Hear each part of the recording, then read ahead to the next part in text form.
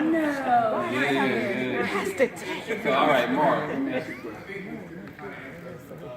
This is about first time guests, the first time visitors, if they have the same process, and then is their information stored, they come again like this? Yeah, so Mark asked a question about first-time visitors and whether or not their information would be stored.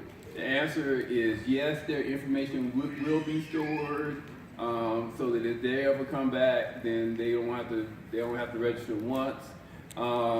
First-time visitors, they will we will, especially this at the beginning, we'll have a special station set aside. Well, it won't be set aside, but first-time visitors will get front of the line privileges, so that because they didn't have the same opportunity as all our parents have had over the last 6 weeks to pre-register. So we're going to be actively asking if are there any first-time visitors, and if there are, we're going to bring them to the front of the line and get them registered first, so they won't have a long wait. So please be gracious towards them if you see us cutting line. So when your children graduate and go to the next grade, are you automatically going to do that? Oh, that's a great question, Lisa. Lisa's question was when people have a birthday and they go to the next class, will you have to do anything, or will that happen automatically? And the answer is that it will happen automatically. For the ones that are like 4-year-old and younger, where you move up based on a birthday, one of the things that you have to input is the child's birthday. And so the child will automatically be moved to the next grade on their birthday. But I will say, if you have a 2-year-old that's going to 3-year-old class, so the 3-year-old class, in the 2-year-old class, we have diaper service, right?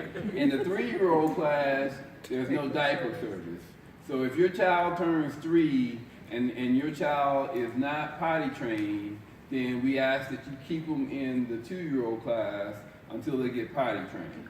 Just because we don't have to, in the 3-year-old class, there's no changing table, there's not diapers and stuff that's already in the classroom.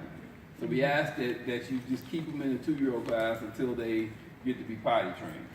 And so that is something, if your child is not then potty trained, then we'll need to do an override so that it doesn't, so you still have the option to put them in the 2-year-old class after they turn 3. But other than that, it will happen automatically.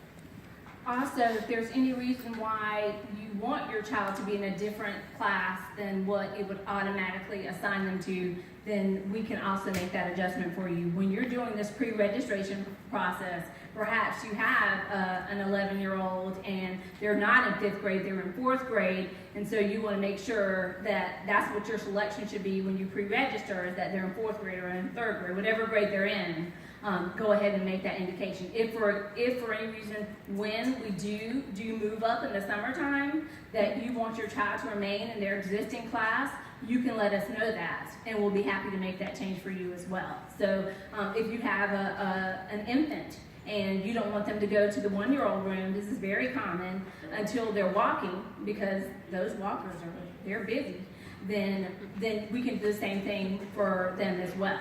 So just make sure that you just communicate with us about what it is. Pastor Jay, could you